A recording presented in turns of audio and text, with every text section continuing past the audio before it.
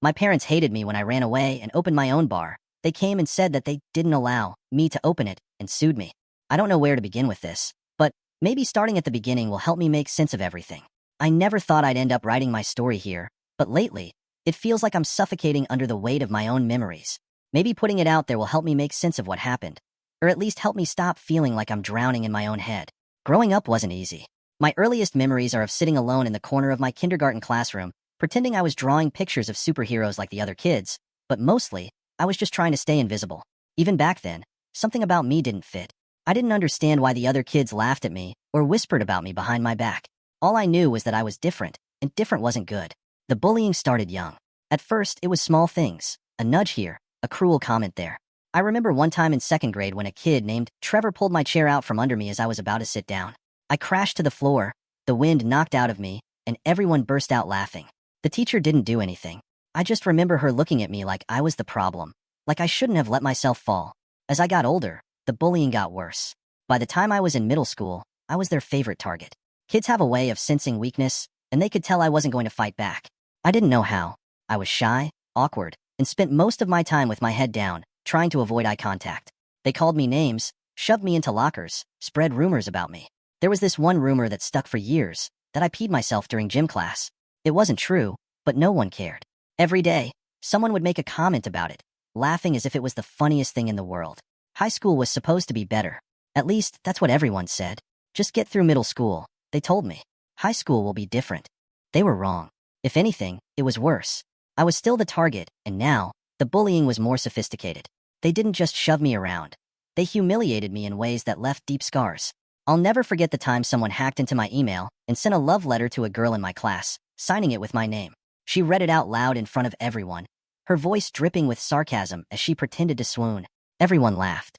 I felt my face burn with shame, wanting to disappear. I never really had friends, not real ones at least. There were a couple of kids who tolerated me, but even they kept their distance. No one wanted to be associated with the kid who was bullied. It was like I had a permanent target on my back, and anyone who stood too close would get caught in the crossfire. I spent most of my lunches hiding in the library, pretending to read while really just trying to make it through another day without breaking down. School wasn't just hard socially, it was hard academically too. I've never been good at studying. No matter how hard I tried, the material just didn't click for me like it did for everyone else. Math was a nightmare. I still have nightmares about those algebra equations, the numbers and letters swirling together in a confusing mess that made no sense no matter how many times I stared at them. It wasn't just math though. Every subject felt like a mountain I couldn't climb. The teachers didn't care. To them, I was just another lazy kid who didn't apply himself. They didn't see the hours I spent at home, hunched over my textbooks, trying to understand, trying to be good enough. My parents didn't help. They weren't bad people, not really, but they didn't understand me. My dad was the kind of guy who believed in tough love. He thought if he pushed me hard enough, I'd eventually rise to the occasion. He wasn't abusive, but he was always disappointed. I could see it in the way he looked at me, the way his shoulders slumped when he saw another failed test. My mom was quieter about it, but I could tell she was disappointed too. She wanted me to be like the other kids, the ones who got straight A's and played sports and made their parents proud. But I wasn't. I couldn't be. The worst part was the constant comparisons. My older brother, Alex, was everything I wasn't. He was smart, athletic, and popular. The golden child. Alex never had to study. He breezed through school like it was nothing, collecting trophies and accolades like they were participation ribbons. My parents adored him, and everyone else did too. At family gatherings, people would ask him about his latest achievements, his plans for the future, while I sat there, invisible, hoping no one would ask me anything. By the time I was a senior in high school, I was barely holding it together. I knew I had to do something with my life, but I didn't know what. College seemed like an impossible dream. My grades were terrible, and I had no idea what I wanted to do. Everyone else seemed to have it all figured out. They knew what colleges they were applying to, what majors they were interested in. I couldn't even imagine getting accepted anywhere. I applied to a couple of community colleges, not because I thought I'd get in, but because I didn't know what else to do. I was terrified of what would happen if I didn't get in anywhere. The idea of staying in that small town, stuck with my parents forever, filled me with a kind of dread I couldn't even put into words. I had to get out. I had to escape. Somehow, by some miracle, I got accepted to a community college a few hours away from home. It wasn't prestigious, not by any means, but it was something. It was a way out. I was terrified of leaving, but at the same time, I knew I had to go. Staying in that town, staying with my parents, felt like a death sentence. I didn't know what the future held, but I knew I couldn't stay. Leaving home was harder than I expected. Not because I was sad to leave. I wasn't. But because I had no idea what I was doing. I packed my things in a couple of old suitcases, threw them in the trunk of my beat-up car, and drove off without looking back. I remember the drive vividly. My hands were shaking the whole time, and I couldn't stop thinking about everything that could go wrong. What if I failed? What if I couldn't make it on my own? What if I ended up coming back, tail between my legs, a failure like everyone always expected? When I got to the college, it was everything I'd imagined and more. Small, run down, with buildings that looked like they hadn't been updated since the 70s. My dorm was tiny, barely big enough for a bed and a desk, and the roommate I'd been assigned was loud and obnoxious. But it didn't matter. I was free, for the first time in my life. Free from the constant judgment, the bullying, the expectations. For the first time, I had a chance to be someone new. But it wasn't that easy. College was supposed to be a fresh start, but it didn't take long for the old demons to catch up with me. I struggled in my classes, just like I had in high school. No matter how much I studied, the material never seemed to make sense. I spent hours in the library, staring at textbooks until my eyes blurred, but it didn't help. I was barely passing, and I knew it was only a matter of time before I failed out completely. Socially, things weren't much better. I didn't know how to make friends. I tried, but I was still that awkward kid who didn't know how to talk to people. The other students seemed to form groups effortlessly, while I spent most of my time alone. I ate lunch by myself, walked to class by myself, and spent my weekends holed up in my dorm room, pretending to be busy while everyone else went out and had fun. It wasn't long before I started to spiral. The stress of trying to keep up with my classes, combined with the loneliness, was more than I could handle. I stopped going to class.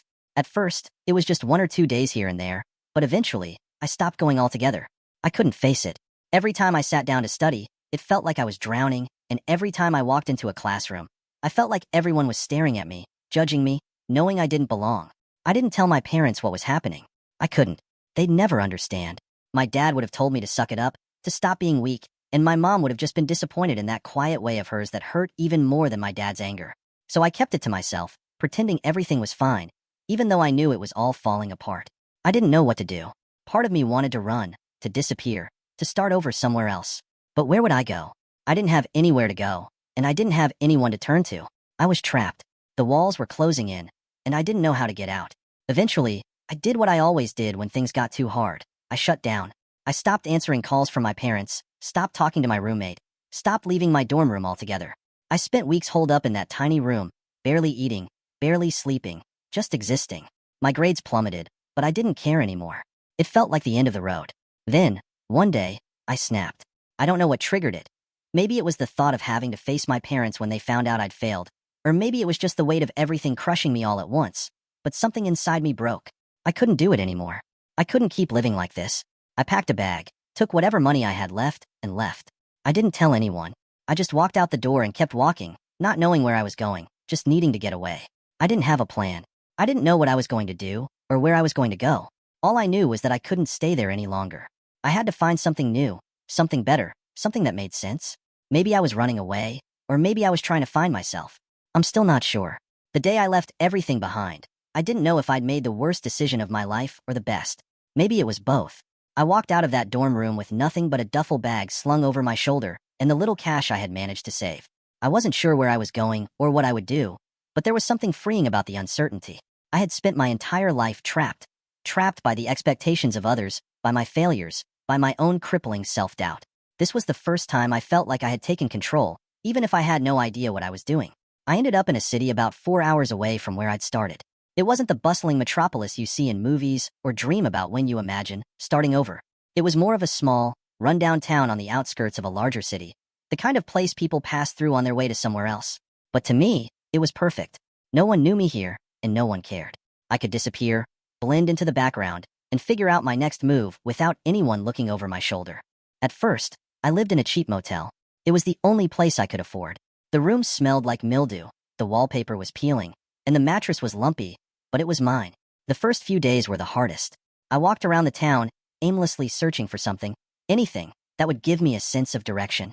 I spent my days in diners and cafes, nursing cheap cups of coffee and listening to the locals chat about their lives. It was strange, listening to people talk about their everyday problems while my entire life had fallen apart. I quickly realized I couldn't survive like that for long. My savings were running out, and I didn't want to go crawling back to my parents. I needed a job, but with no real skills and a spotty academic record, my options were limited. I applied to a few places, fast food joints, grocery stores, gas stations, Anywhere that was hiring. Most of them didn't even call me back. Then, one day, as I was walking down a side street, I saw a sign in the window of a small, dingy bar called The Rusty Nail. The sign read, "Help wanted. No experience necessary." It wasn't exactly what I had in mind for my future, but at that point, I wasn't in a position to be picky. I walked in and asked for the manager. That's when I met Carmen, the owner of the place. Carmen was a tough, middle-aged woman with a thick New York accent and a no-nonsense attitude.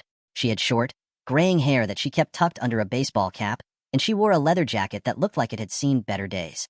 Her face was lined with wrinkles, and her hands were calloused, but there was something about her that instantly commanded respect. "You here for the job?" she asked, looking me up and down with a skeptical eye. "Yeah," I said, trying not to sound as desperate as I felt. "I don't have any experience, but I'm a hard worker, and I can learn." Carmen raised an eyebrow. "You look like a kid who's never worked a day in his life. What's your story?" I hesitated, unsure of how much to reveal.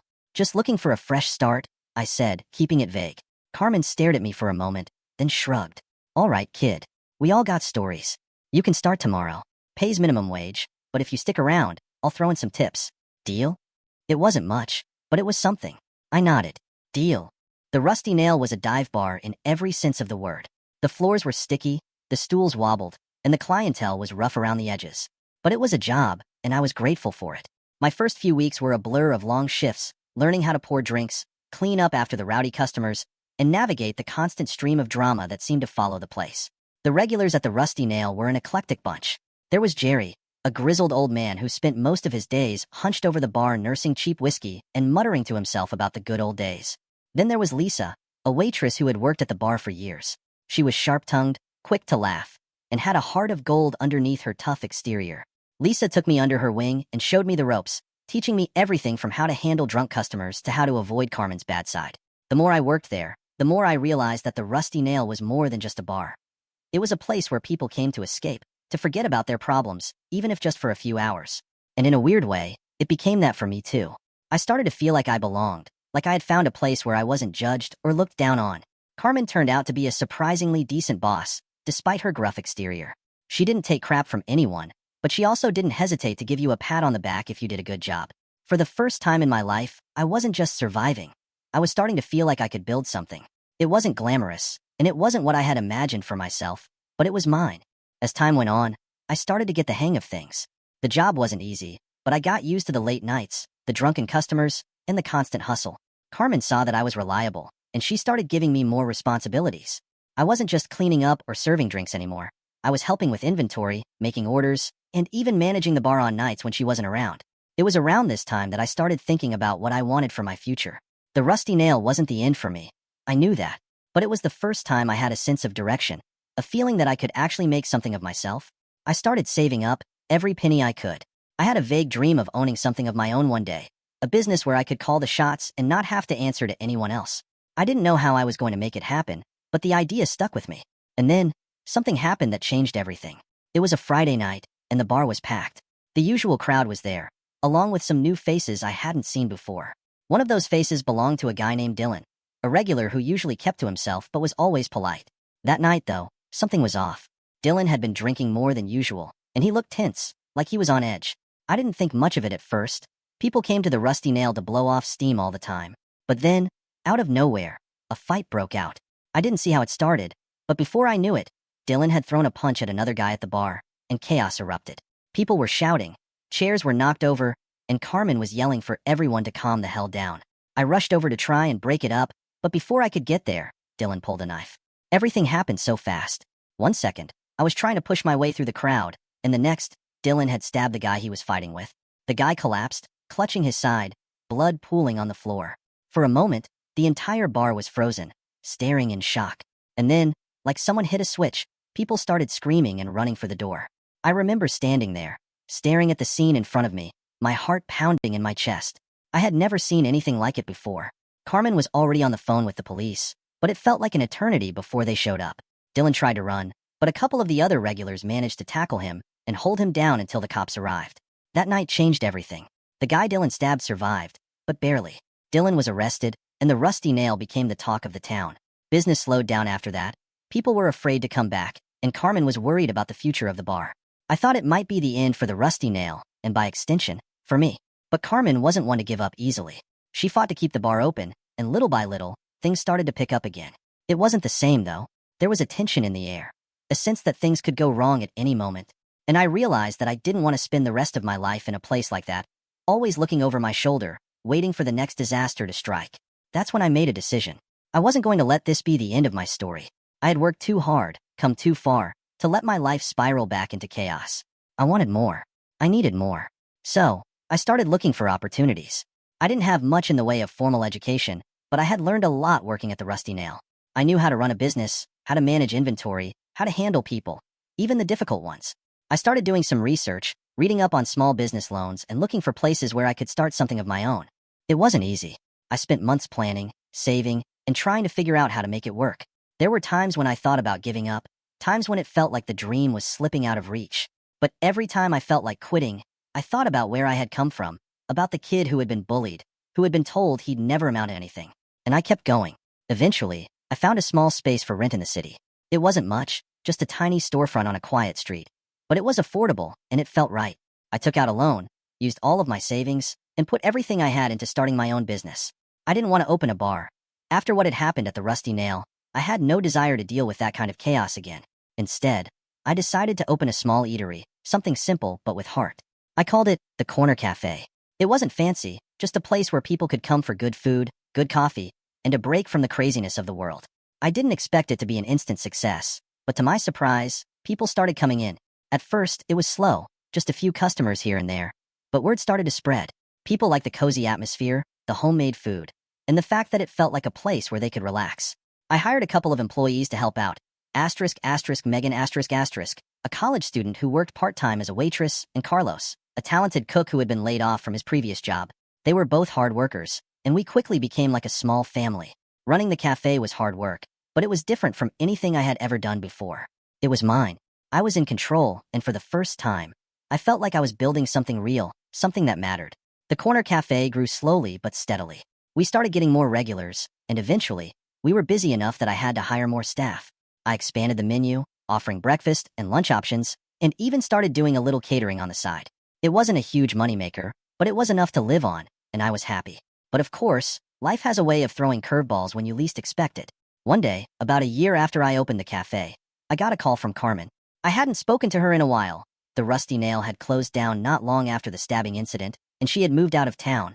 When I answered the phone, I could tell something was wrong. Carmen sounded defeated.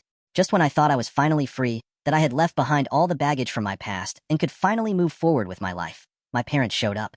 It was a typical morning at the Corner Cafe, and we had our usual stream of customers trickling in for their breakfast and coffee. I was at the counter, working on some paperwork, when I looked up and saw them standing in the doorway. My parents. I hadn't seen them in over 2 years, not since I had left for college and eventually disappeared to start a new life. The sight of them froze me in place. My dad stood there, arms crossed, his eyes narrowed in that familiar look of disapproval. My mom stood beside him, her lips pursed, a mask of restrained frustration on her face. I didn't know what to expect. Maybe they were here to try and reconcile, or maybe they just wanted to see what I had made of myself. A small part of me even hoped they had come to congratulate me on what I had accomplished, though I knew deep down that wasn't why they were there. They didn't say anything at first, just looked around the cafe like they were appraising it, judging it, and by extension, judging me. The air between us was thick with unspoken tension, the weight of all the years of disappointment and frustration hanging heavy. I broke the silence first. "What are you doing here?" My dad stepped forward, his voice cold and steady. "We need to talk, son." I felt my stomach tighten. I didn't want them there, didn't want to have this conversation, but I also knew I couldn't just tell them to leave without hearing them out. I motioned for them to sit at one of the tables, and they did.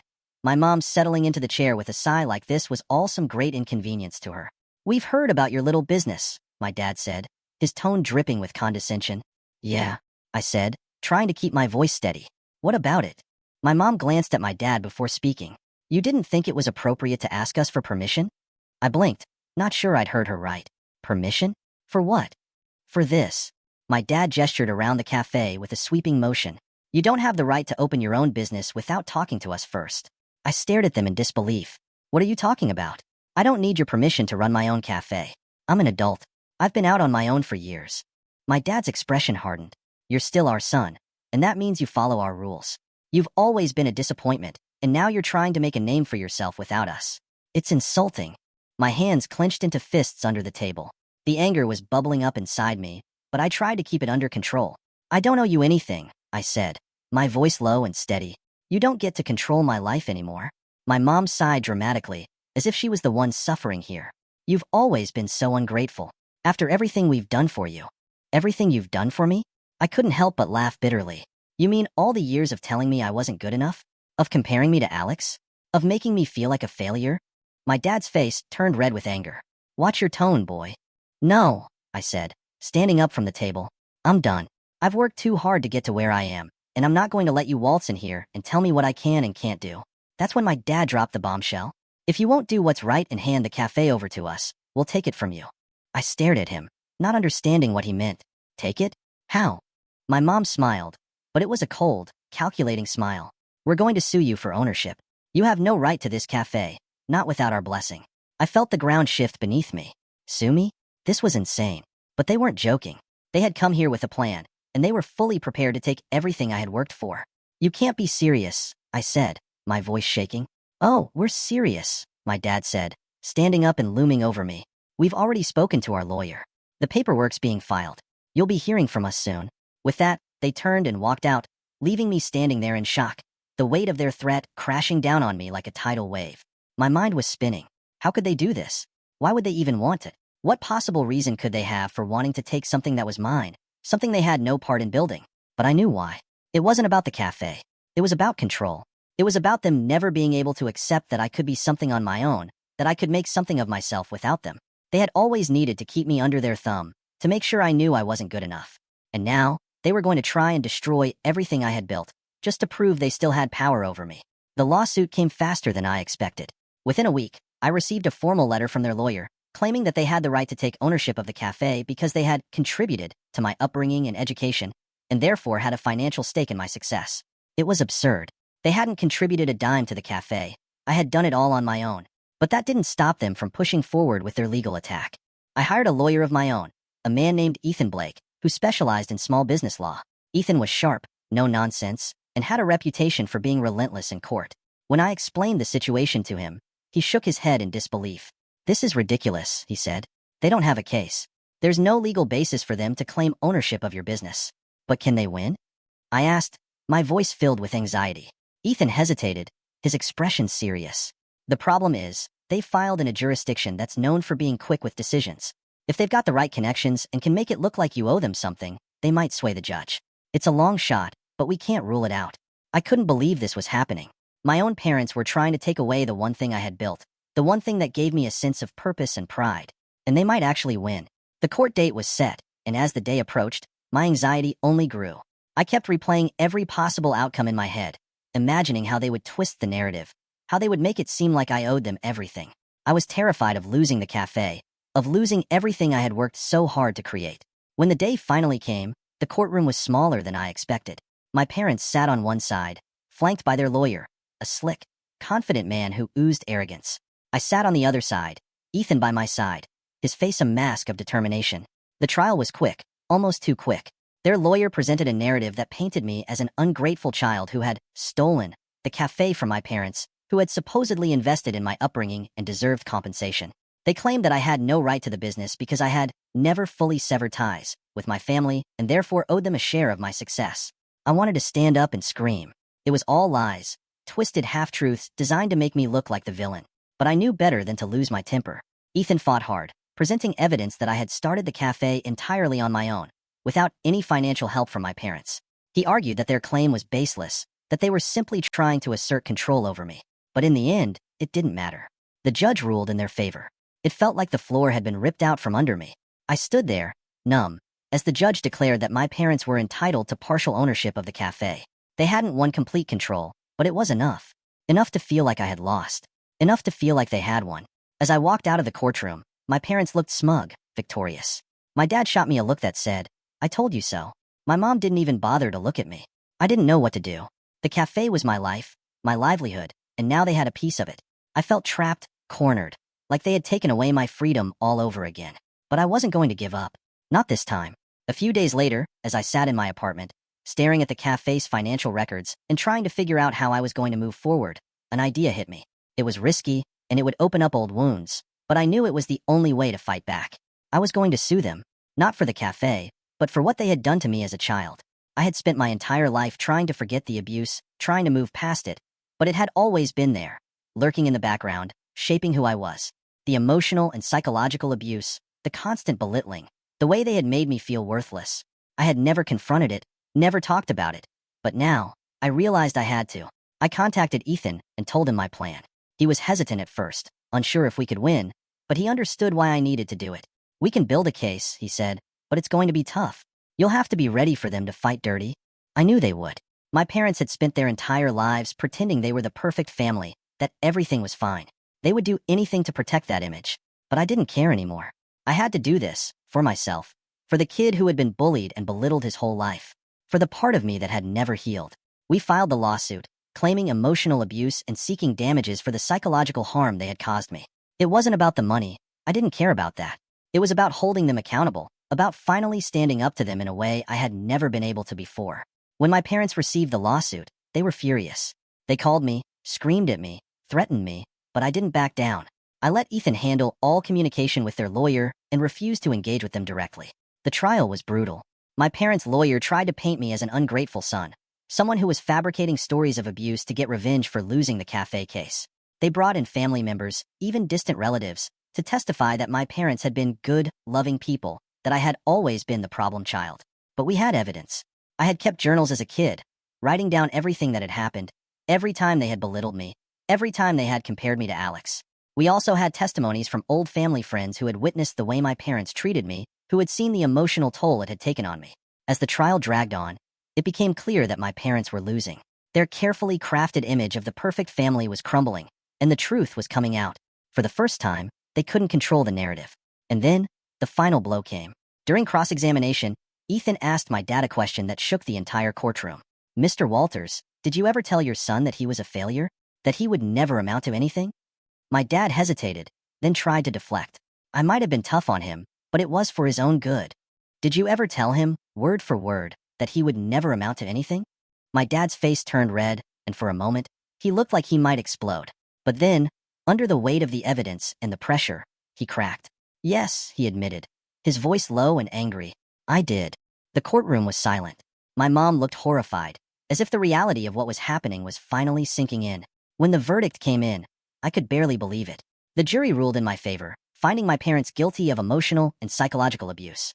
They were ordered to pay damages, but more importantly, they were held accountable for what they had done to me. It didn't end there.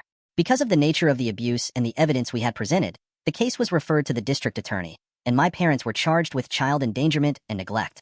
The trial that followed was even more grueling, but in the end, they were found guilty and sentenced to prison. I stood outside the courthouse, watching as my parents were led away in handcuffs. I should have felt triumphant, but instead, I just felt tired. It was over. After all these years, it was finally over. The cafe is still mine, and I'm still running it, but everything feels different now. There's a quiet in my life that I've never known before, a sense of peace that I'm still getting used to. My parents are in prison, and while that's not something I ever wanted, it's what had to happen. They had controlled me for too long, and now, I was free. It's been a long road to get here, and I know I'm not done healing. But for the first time, I feel like I can breathe, like I can finally move forward without the weight of the past dragging me down. I'm still that kid who was bullied, who struggled, who never felt good enough. But now, I'm also something more. I'm someone who fought back, who took control of his own life, and who finally broke free.